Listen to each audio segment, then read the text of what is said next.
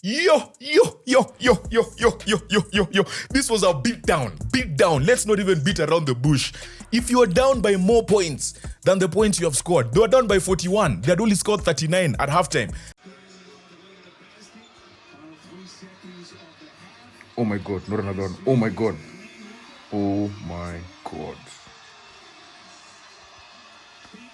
What the fuck? That is insane. That is madness. I did not see this coming. The Pacers are relentless. They keep coming. And for me, I feel like this is one of the worst beatdowns I've ever seen in the playoffs. No, I'm sure there's been worse, but the reason why I'm saying it's the worst is because Cleveland is a team that had the most wins in the league, right? I think, they were second to OKC. But they had 3 different 12-win streaks during the season. They looked like they were about to break that 72-10 record at one point. They were on pace. But obviously, as the season wanes, you have to think about the postseason and injuries and all of that stuff. And then Donovan Mitchell missed the last 4 games of the season because of an ankle injury. This is a team that had, that has Donovan Mitchell, who's averaging, I think, 41. Before this game was averaging 41 in the last 2 games or something like that. Defensive Player of the Year, Evan Mobley, who's actually really good on offense. Coach of the Year, Kenny Atkinson. The best team in the league, the most complete team in offense, on defense, a hungry team. Garland came back. Of course, Mobley came back. Max Strus was balling from 3 leading up to this game. So, and then you won the last game by over 20 points. This was a beatdown. So for you to be down 41 points, the gap was a 20-point margin. We lost 129-109. But honestly, by halftime, the game was done. Obviously, the big talking points. Donovan Mitchell doesn't look... It's 3-1. Again, it's just one game, right? You have 2 chances and you're going back home. You have 2 chances to... Because now, Cleveland's mentality is 1 game. Let's get the next game. Whereas for Pacers, they can afford to... honestly, you want to go and close out this game in Cleveland. Because coming back home with a 3-2 and momentum is with the other team, it's just unnecessary pressure. I know they can handle it, but it's just unnecessary pressure. But this team is good. This team... is insane. I need to give a shout out to someone who actually told us about this. When I was doing the preview for this whole series, there was a comment that there's a guy and he actually came back and he said, I told you guys, I told you so. And he was very right. He was ready for Tuesday. Very ready for Tuesday. Yeah, so this was Hendrix on TikTok. And he said, I told y'all in the previous video you posted about game 1. Pacers are the dark horses. If they get to the finals and get the Knicks, trust you, me, Pacers will go to the NBA finals. That team is so good on paper. Shout out to Hendrix for that. Like, first of all, there are so many NBA fans that have just been chilling. So I'm so glad I finally got to do this because I've always wanted to do like NBA content. I did last year and then some at the beginning of the season, but now I said playoffs, let me just go all out, right? So shout out to Hendrix. And this was the video I posted at halftime. I was in shock. I was like, what is happening? So, just getting into the game quickly because there's nothing really to talk about. Pacers are relentless. Obi Toppin was in, like, the fans were chanting, Obi Toppin. Like, the guy was just 20 points. Yes, he scored 20 points. He was so good. He's shooting from 3, offensive rebounding, came off the bench, scored exactly 20 points, had a plus-minus of 9. Actually, the entire starting team had plus-minuses of over 20. The key turning point to this game would have been Maturin being ejected for some dumb nonsense, him and Hunter. But the fact that Hunter also literally didn't score a field goal after this whole thing, I thought he'd be fired up, was quite surprising. When Maturin went out, and to me, he's one of their best defenders. He just brings aggression off the bench. He brings that physicality. He brings energy. And if Turner gets into foul trouble, he's the enforcer on the court, right? So by them not having him, it was quite... I was like, yo, this is a big one. And it happened so early in the game. But then these guys just go on and create are up by like 17 in the first quarter. And I'm like, what is...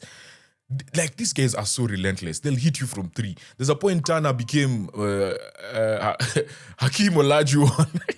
If you guys have seen that video of Greg Carlisle saying that Evan Mobley is like Hakeem Olajuwon, and the Inside the NBA guys went in on that. They were like, okay, now you can't be calling everyone Hakeem and Jordan and all of that. So they just went crazy with it. They had a lot of fun with it.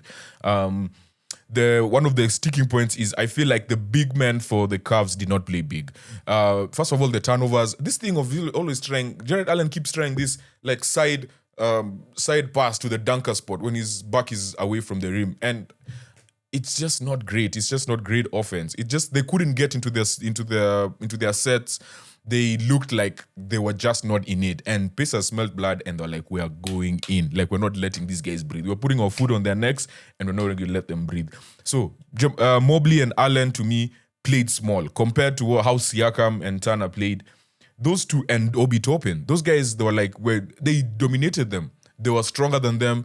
They literally bullied them into submission. Who else was great in this game? Nemhard was good. Nesmith with timely defensive possessions. Siakam, there was a spell where they made 2 threes and then a mid-range. I think in the second quarter, they had to call a timeout. And that was just the barrage. These guys can hit you in waves. I told you guys after the recap of Game 3, a game of haymakers and how to deal with them. That game, people threw and the other team handled it. The Cavs came quickly, hit them quick. Pacers came back. Cavs hit them again. Pacers come back, but not like tie the game, but they come back. Again, so it was a haymaker and counter. Haymaker, counter, like that. This game was like haymaker and there was just one big one. And it's also where if it was a boxing fight, it would be, wait, stop the fight, stop the steal, stop the count. Yeah. So, yeah, man, like they were so good. They were actually so good. Rick Carlisle, his coaching, honestly, when this guy left the Mavs and there was all those stories of how he used to treat like players and stuff, like in terms of just being so hard on players and not understanding that these guys are young, and you know how these coaches are, right? Like they're these coaches who everyone says they don't understand the young kids, right? So those are the stories that are coming out of the Mavs when he joined the Pacers. But to see him coach like this and be on the verge of make a second consecutive conference finals, yeah, you need to give the guy credit. You honestly need to give the guy credit. Who else had a big game for the Pacers? TJ McConnell. This guy is a professional scorer and he never settles for threes. You'd think the smallest guy on the court would settle for threes. He does not settle for threes. This guy is just like, he's just good. He's just a baller. He's just a scorer. And then Shepard also came off the bench, scored 14 points. But of course, this guy's got more minutes because the game was done by halftime. Donovan Mitchell's injury is huge. Him missing the game and having to go back home, and Darius Garland also looking like he's struggling. He can't, apparently the toe injury is so bad, he can't even fold his foot. He can't, which means like even when you're jumping, because when you're jumping, you'll jump off your toes. He's having pain every single time he does anything on the court, especially things to do with jumping, right? Because when you jump, you have to literally come off your toes, and actually many times you might have to land on your toes, right? So yeah, he's really, really struggling. But the guy is fighting, he keeps going. So it'll be up to him to come up big. He had 21 points in this game. Yeah, he had 21 points.